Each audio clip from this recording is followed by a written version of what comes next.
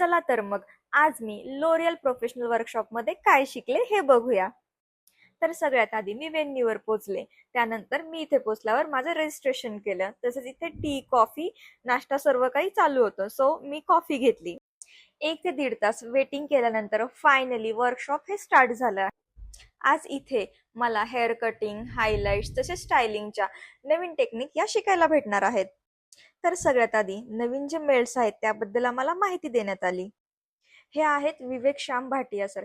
हे बेसिकली मुंबईचे आहेत. मुंबईमध्ये यांची स्वतःची अकॅडमी आहे.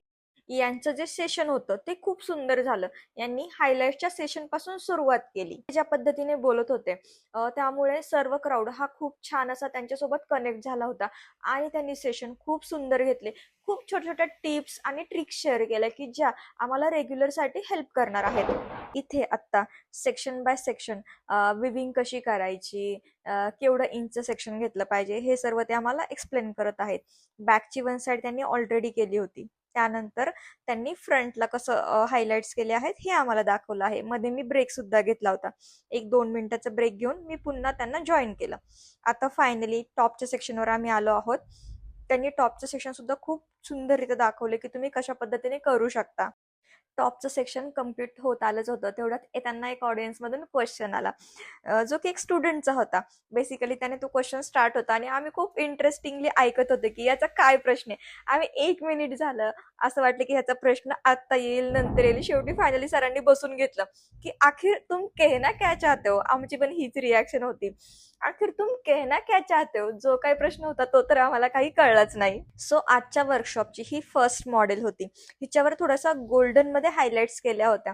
तसेच हिची जी स्टायलिंग टेक्निक होती ही खूप वेगळ्या पद्धतीने केली होती.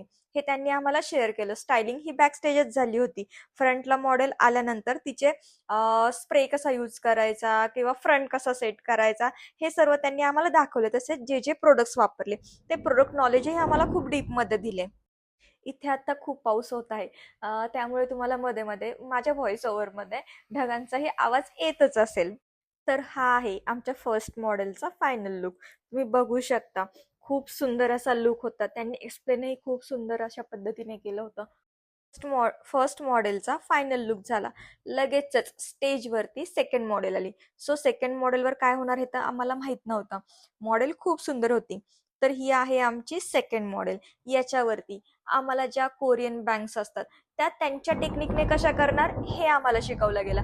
ऑलरेडी आम्ही कोरियन बँक्स करतोच, पण प्रत्येकाची टेक्निक ही वेगवेगळी असते. सो आज आम्ही त्यांची टेक्निक बघितली. त्यांची टेक्निकही खूप सुंदर होती. खूप इझी सुद्धा होती. आज आम्ही त्यांच्या स्टाईलने कोरियन बँक्स कशा केल्या जातात तसेच त्याला कसे स्टायलिंग केले जाते हे बघितले आणि काहीतरी नवीन शिकल्यावर आपल्याला आनंदच होतो. सो ते जो रिझल्ट होता ना, तो रिझल्ट बघून मला खूपच आनंद झाला. म्हणजे मला असं झालं की मी माझ्या सलूनवरती जाऊन हे केव्हा करेल आणि नक्कीच मी हे ट्राय करणारच आहे. तर आता येत आहे आमची थर्ड मॉडेल. ही पुण्यातलीच होती. हिच्यावरती त्यांनी 1 डे बिफोर हेअर कलर सुद्धा केला होता आणि तो ऍश टोन मध्ये होता. ओले केस असल्यामुळे आता तो दिसत नाहीये, बट हेअर ड्राय झाल्यावर तुम्हाला नक्कीच दिसेल.